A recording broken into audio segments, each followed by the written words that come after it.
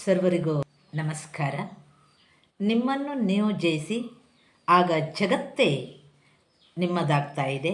ಸ್ವಾಮಿ ವಿವೇಕಾನಂದರ ನುಡಿಯೊಂದಿಗೆ ವಿದ್ಯಾರ್ಥಿಗಳೇ, ಕನಸುಗಳ ಬೆನ್ನೇರಿ. ಕನಸುಗಳ ಬೆನ್ನೇರಿ. ಸುಮಾರು ವರ್ಷಗಳ ಹಿಂದೆ ಅಮೇರಿಕದಲ್ಲಿ ಒಂದು ಹುಡುಗ ಇದ್ದ. ಅವನ ವಯಸ್ಸು 16. ಅವನ ಕೆಲಸ ಕುರಿಗಳನ್ನು ಕಾಯುವ ಕೆಲಸ. ಅದು ಅವನ ಕುರಿಗಳಲ್ಲ, ಅವನ ಬಾಸ್ ಕುರಿಗಳು. ದಿನ ಬೆಳಿಗ್ಗೆ ಕುರಿಗಳನ್ನು ಲೆಕ್ಕ ಮಾಡಿಕೊಂಡು ಬೆಟ್ಟಕ್ಕೆ ಮೇಯಿಸಲು ಹೋಗಿ ಸಂಜೆ ಮತ್ತೆ ಲೆಕ್ಕ ಮಾಡಿಕೊಂಡು ಆ ಕುರಿಗಳ ದೊಡ್ಡಿಗೆ ತಂದು ಕಟ್ಟುವುದು ಇದು ಅವನ ಕೆಲಸ. ಈ ರೀತಿಯಾಗಿ ಕುರಿ ಕಾಯುವ ಕೆಲಸವನ್ನು ಮಾಡ್ತಾ ಇರುವಾಗ ಒಂದು ದಿನ ಒಂದು ತಪ್ಪು ಕೆಲಸವನ್ನು ಮಾಡ್ತಾನೆ. ಆ ಕೆಲಸ ಯಾವುದು ಅಂತಂದರೆ, ತನ್ನ ಬಾಸ್ ಮಗಳನ್ನು ಪ್ರೀತಿ ಮಾಡ್ತಾನೆ. ಪ್ರೀತಿ ಮಾಡುವುದಲ್ಲದೆ ಒಂದು ದಿನ ಬಾಸ್ನ ಹತ್ರ ಧೈರ್ಯದಿಂದ ನಾನು ನಿಮ್ಮ ಮಗಳನ್ನು ಪ್ರೀತಿ ಮಾಡ್ತೇನೆ ಅಂತ ಕೇಳ್ತಾನೆ. ಇದರಿಂದ ಸಿಟ್ಟಾದಂತಹ ಬಾಸ್ ತನ್ನ ಎಡಗಾಲ್ ಬೋಟ್ನಿಂದ ಒದ್ದು ಹೊರಗೆ ಹಾಕ್ತಾನೆ.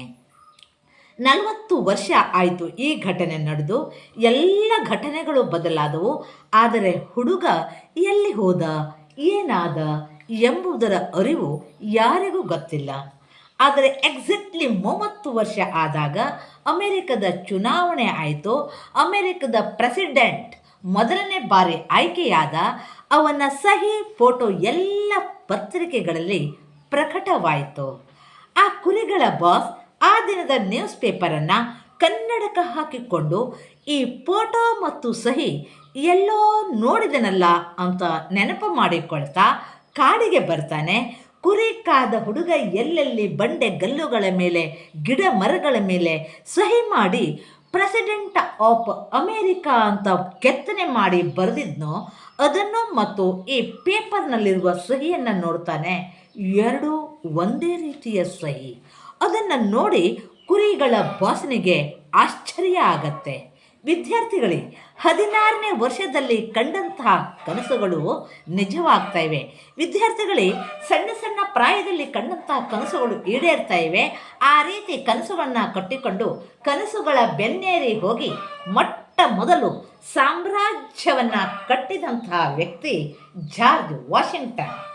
ಖಂಡಿತವಾಗಿ ತಿಳಿದಿರಲಿ, ಜಾರ್ಜ್ ವಾಷಿಂಗ್ಟನ್ 3ನೇ ತರಗತಿ ಓದಿರಲಿಲ್ಲ. ಕನಸು ಕಂಡ್ರೆ ಆಗಲಿಲ್ಲ. ಆ ಕನಸು ಈಡೇರಬೇಕಾಗಿದ್ದರೆ ಶ್ರದ್ಧೆ, ತಾಳ್ಮೆ, ಛಲ, ಹಠ ನಿಮ್ಮಲ್ಲಿ ಪ್ರಬಲವಾಗಿದ್ದರೆ ವಿದ್ಯಾರ್ಥಿಗಳೇ, ನೀವು ಏನನ್ನು ಬೇಕಾದರೂ ಸಾಧಿಸಬಹುದು. ಆ ನಿಟ್ಟಿನಲ್ಲಿ ನಿಮ್ಮ ಪಯಣ ಸಾಗಲಿ. ಪರಿವರ್ತನೆ ಬದುಕಿನ ನಿಯಮ, ಜಯ ಬದುಕಿನ ಗುರಿ.